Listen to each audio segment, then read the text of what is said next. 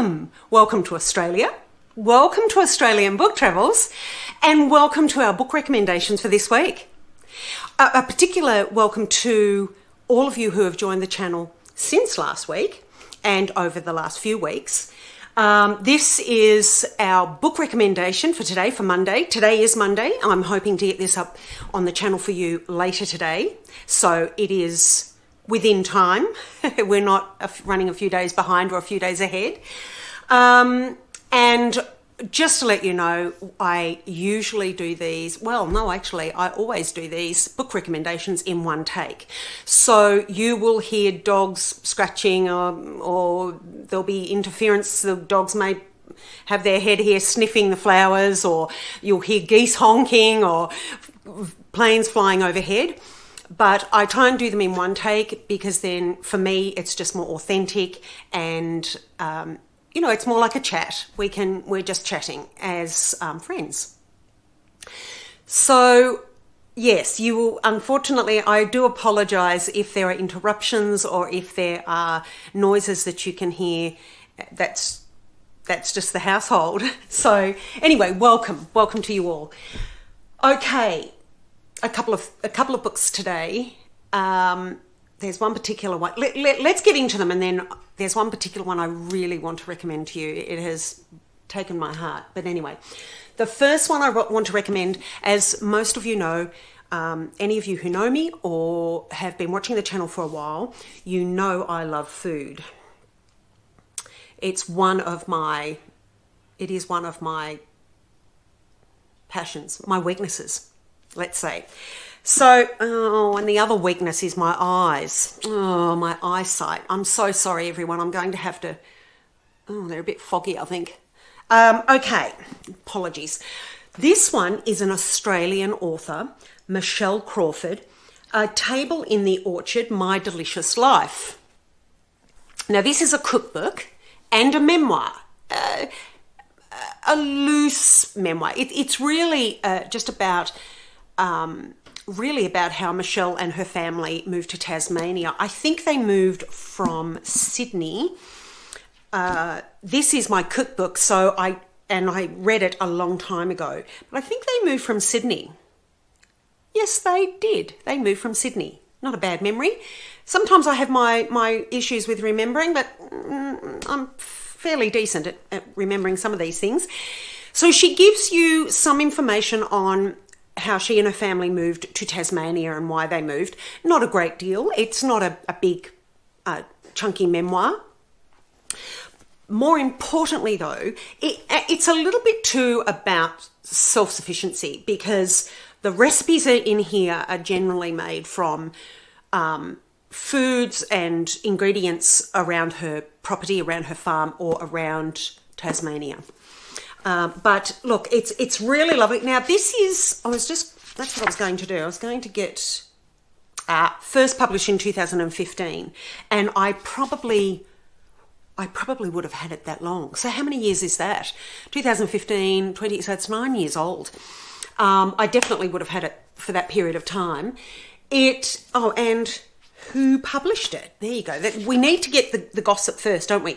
Random House, an Ebury Press book, which is published by Random House in New South Wales, and all up 314 pages. It's a lovely size book. It's not too big. The recipes I have used from mulled wines, which is Tasmania is a lot colder than here and a lot wetter. So they have more sort of, I guess, more northern hemisphere foods in a way. You know, the mulled wines and the heavier sort of ports and things. It's lovely. I lived there for some years, and it was enjoyable. It was beautiful. It was cold because we lived really right down south, one of the most furthest points that you can get. But they have some beautiful foods in Tasmania, absolutely beautiful, and some really. It does the landscape reminds me a bit of England, and the homes too. A lot of them are Georgian, and yeah, they're just beautiful. But anyway, This is Michelle's book. You can see she just gives you some things, little ditties things that she's attending to on the farm and things like that. Some beautiful photos. And of course, more importantly, everyone, the recipes. So this is definitely a book I would recommend if you're looking for a recipe book. And if you are wanting to know a little bit more about Tasmania and Tasmanian foods and the way of living, it really is a lovely book. So I recommend that. That's Michelle Crawford, A Table in the Orchard, My Delicious Life.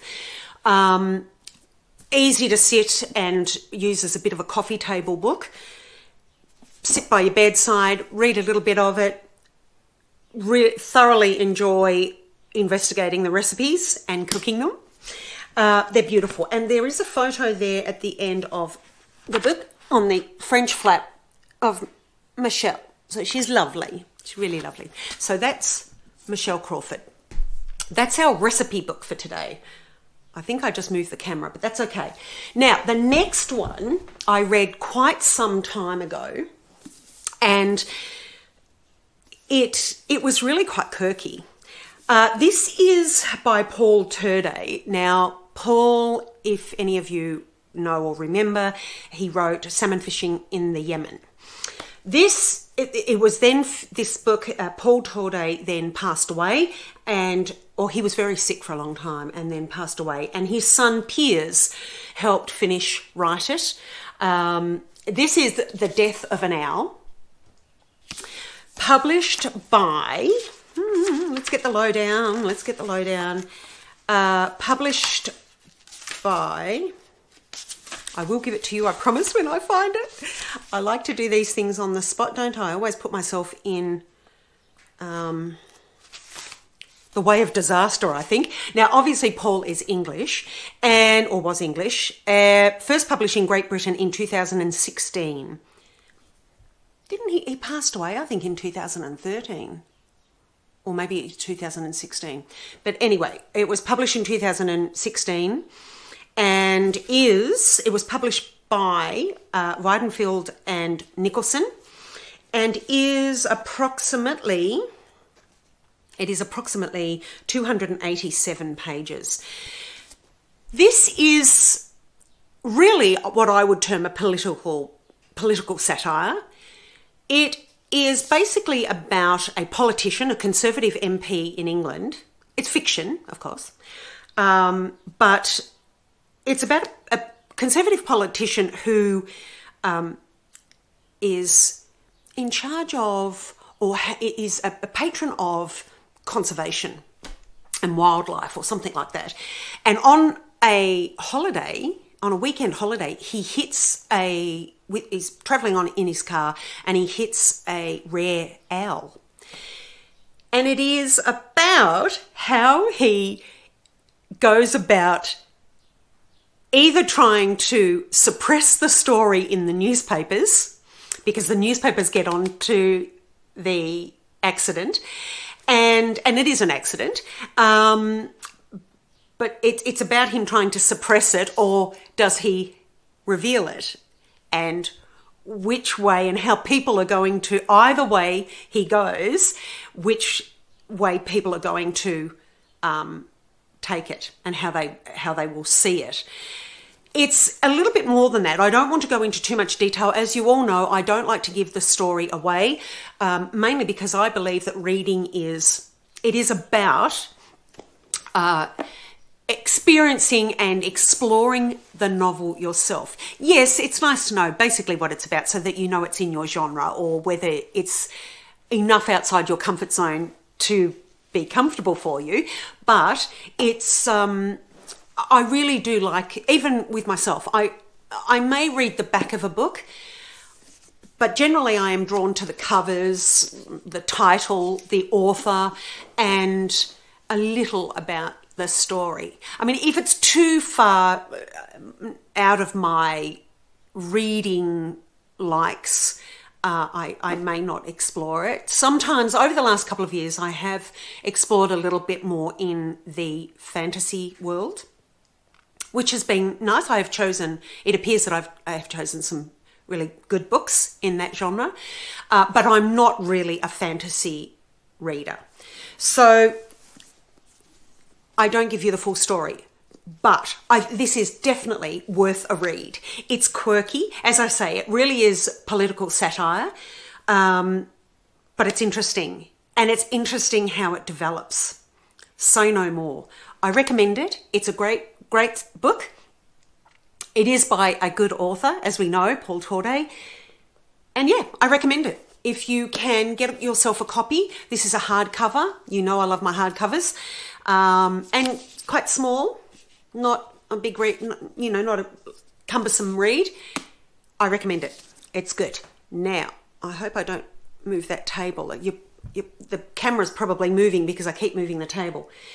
Now, the next one. Wow.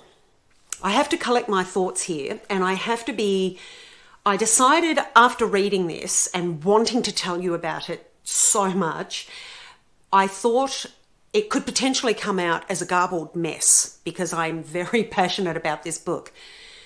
So I'm going to try and be systematic. Let's try that. Okay. Quite a few weeks ago, I bought some books from Sherlock and Pages in England, in Somerset in England, and I opened the box of books in front of you, and we got to explore them together. One of the books that I ordered and showed you was Benjamin Myers' The Offing. Now, I'll be systematic in how I show you this. We'll get the lowdown first, and then I'll get into what I think about it. This is approximately, let's see, 260 pages. So not a big read, not a huge read. And let me tell you, I absorbed this within the day. I could not put it down. I really couldn't. This is by Bloomsbury Publishing, and it was first published in 2019. This edition was published in 2020. I absolutely love these covers. I think I have said to you before, the covers that are coming out on a lot of the books, particularly the English books, I just love them. I love the artwork. I love their style. I think they're beautiful. Anyway, that's the basics. That's what we need to know. The serious details. Now let's get into the book. Benjamin Myers has written many books. From what I understand, this was a book he wrote as a relief from his other books. He wanted something. I was watching him in an interview, and he said he was wanting to write something that was a little bit lighter. So he wrote this, and we are so lucky he did. It is absolutely exquisite. It is nothing short of, may I say, a masterpiece. And I'll tell you why I think it is a masterpiece.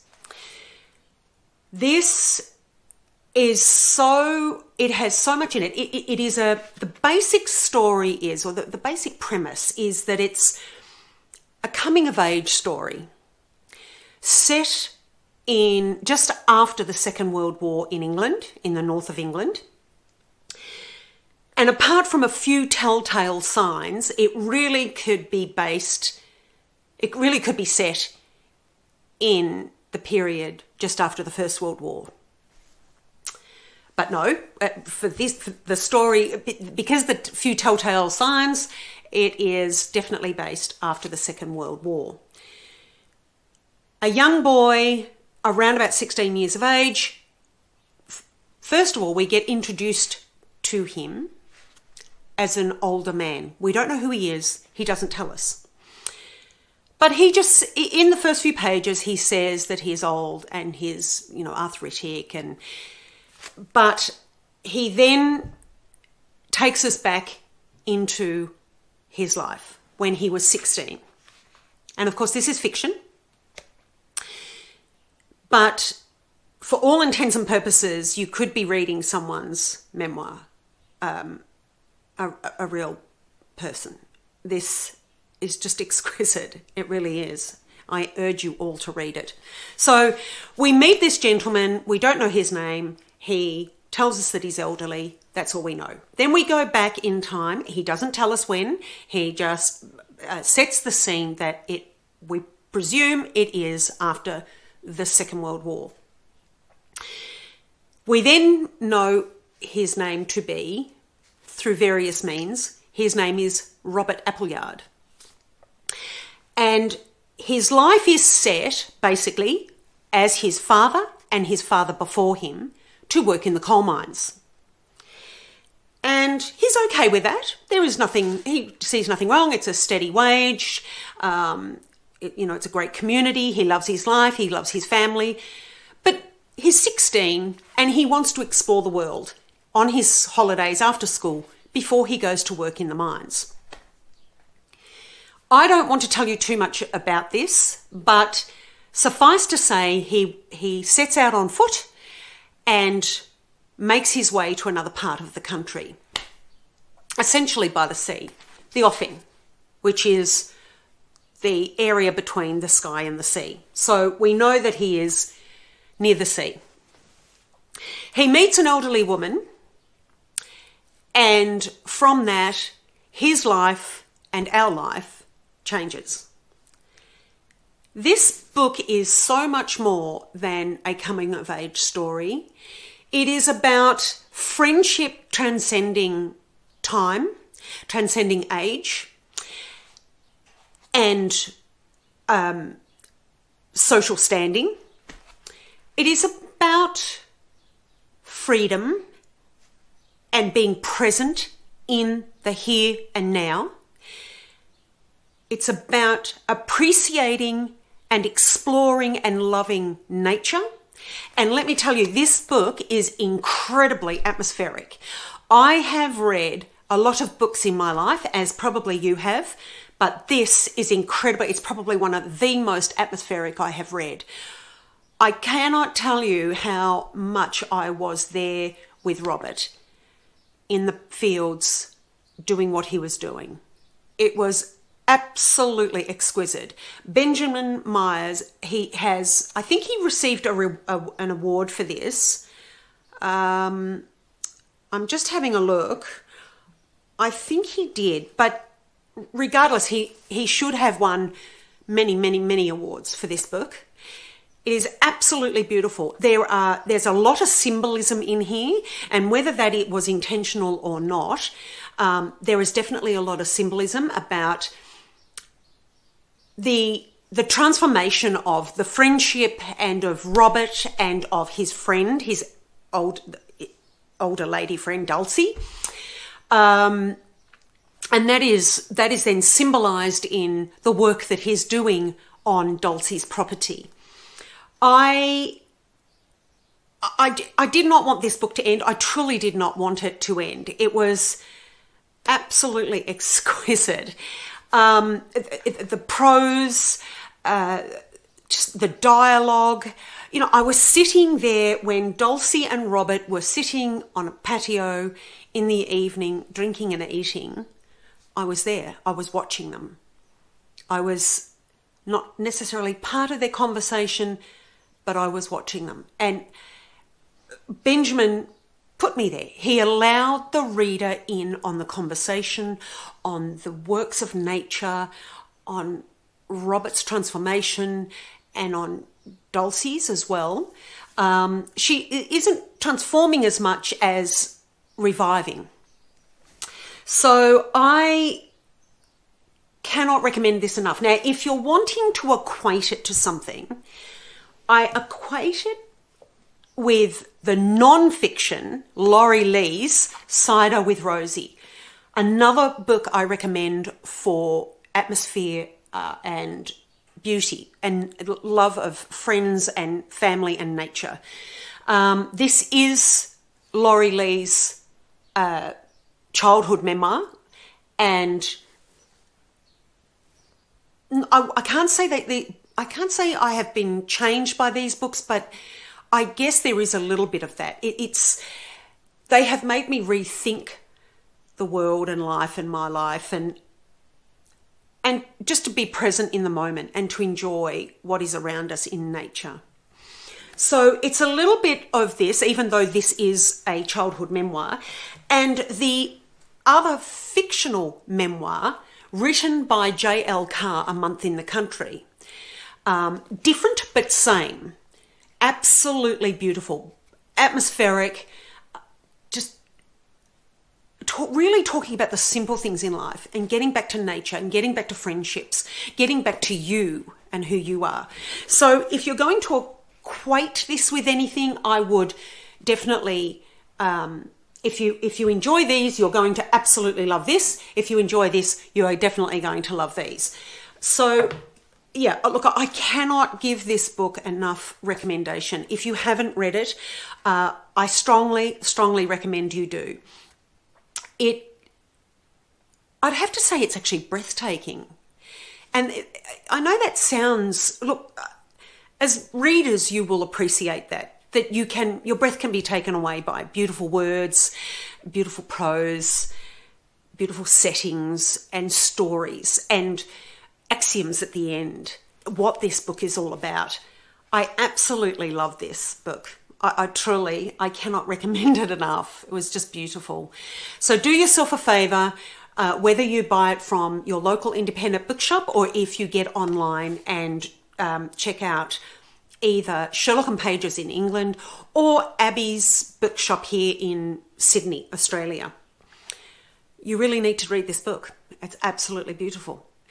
As I say, there's so much symbolism throughout it where it makes you stop and think, I'm not sure whether Benjamin meant it or not, but it's very interesting how the basic storyline moves and how the surroundings and the landscape moves and changes too. It's absolutely beautiful. It was divine, absolutely divine, heartwarming, touch my heart, touch my soul. It was magic to read it. The way he wrote this was just divine. Please do yourself a favour. If you haven't read it, get out there, get online right now and buy this book. It's stunning. It is a book that you will want to keep for the rest of your life. It is definitely one that I will be rereading. I do not normally reread a lot of books because I have so many books that I want to read in my lifetime, and I really, I just feel I don't want to, not waste time, but I just don't want to take time up rereading something if I have so many, not necessarily new releases, but there are so many books, classics and modern classics that I really want to read that are not necessarily in the public eye, but they're books that have been written and little hidden gems, really. So I don't often reread books. This definitely is one of them. There are a couple in the last couple of years that I have read that I will definitely be rereading. This is definitely one of them. Read this at any time. I know some people say, it's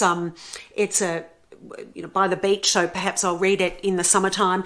No, read it now. Wherever you are in the world, read it now. It will absolutely do something to your heart and your soul and your eyes, your reading. It's magnificent. I can't recommend it enough. Benjamin Myers, The Offing, please read it.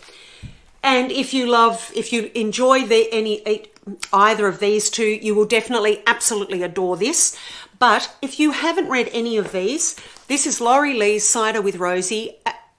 Cannot recommend it. It is another one that I will reread, as is J.L. Carr's A Month in the Country. These are, they're classic. These are classics. This will definitely be on everybody's shelf. I think it is understated at the moment. I certainly hadn't heard about it here in Australia, and I do a lot of researching and reading, as you know, as you probably can tell. But this, I think, is just, right now, to me, it's undervalued and underread. I wouldn't be surprised if perhaps in the future this will become a publication for schools, perhaps, in their curriculum. I would certainly recommend that it is, but it will be on people's bookshelves, as are these now. So absolutely recommend those.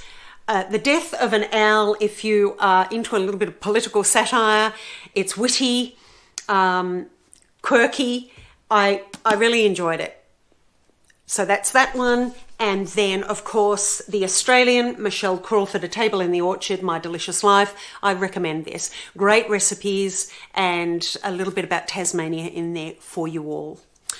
Right, so that's with those done. May I remind you that we have travel videos on every Saturday. We upload them. Currently there are around about 100 now on the channel, with a mix of book recommendations and travel videos. We are travelling the country, looking for bookshops, street libraries and libraries. But along the way, we really do. I'm a history buff, so I love to research the towns and give you just a little bit of history. It's not all history. I'm encouraging you, by making these videos, I'm encouraging you to then research. If you enjoy a town, to research them yourself, and if you can, to visit them. So we just give a little bit of history. You don't see all the town. I don't show you everything, because if I did that, the videos would be hours and hours long. Whenever I travel, it has always been my policy to go into the back streets. Not, when we go to Paris, it's not about the Eiffel Tower for me. It's about the back streets and the locals, and visiting the beautiful shops and the beautiful history there on just a street corner. And it can be something that other people may think is insignificant, but it helps to make that city or town.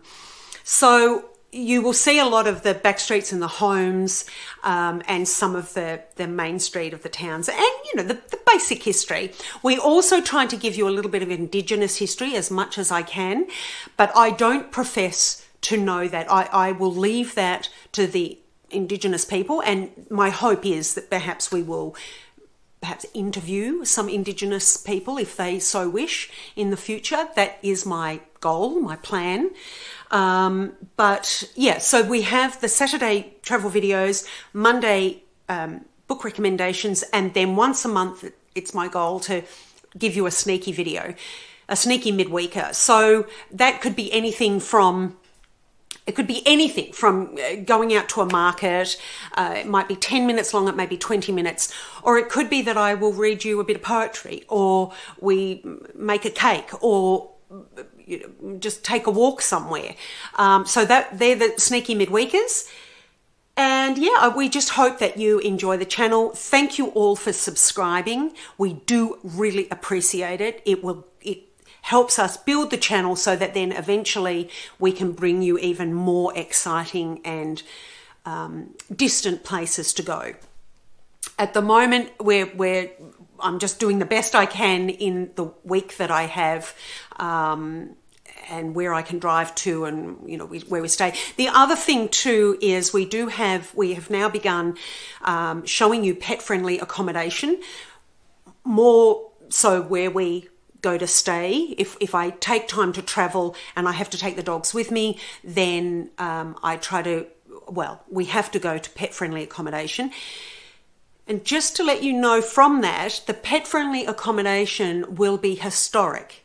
So I'm not just going to any old hotel or any camping ground, which we may do in the future, but I'm trying to look at historic bed and breakfasts so that I can give you a bit of the history of that accommodation, as well as giving you reasonably priced. That's the real key. Reasonably priced, or well-priced accommodation where you can take your pets. So for those people in Australia, particularly, obviously, we're trying to give you historic, pet-friendly accommodation. Up on the channel already is the one from Chiltern, which is Wark Cottage. Absolutely magnificent. It was immaculate. It was really beautiful. I recommend, if you haven't watched it, to go and watch that. It was absolutely stunning. Just a little cottage, but beautifully renovated and the decor was very practical and beautiful. There are a couple in the coming weeks that you will see where we have been in the last few weeks. And those two are historic places. So I hope you enjoy those as well, because they're not just pet-friendly accommodation. You will get the history on those also. Okay, that's it for now. Thank you so much for joining the channel. Thank you for pressing those like buttons and commenting and subscribing and sharing. If you share with friends and family, that would be fantastic. That helps us to help bring more content to you. Okay, that's it for now. It is absolutely freezing. I have the fire going. The fire has been going for weeks now, just ticking over, just keeping the chill off the house. But it is cold. It is really cold here in central Victoria. Anyway, it's beautiful because we know that spring will be just around the corner, not far now. Okay, so thank you. And until next time, take care, good eating, safe travels, and really enjoy your reading, whether it's a page, a paragraph, or many books in a week. It doesn't matter. And if you're a slow reader or what you consider to be slow or a fast reader, so long as you are enjoying what you're reading, that's important. Okay, take care. Bye for now.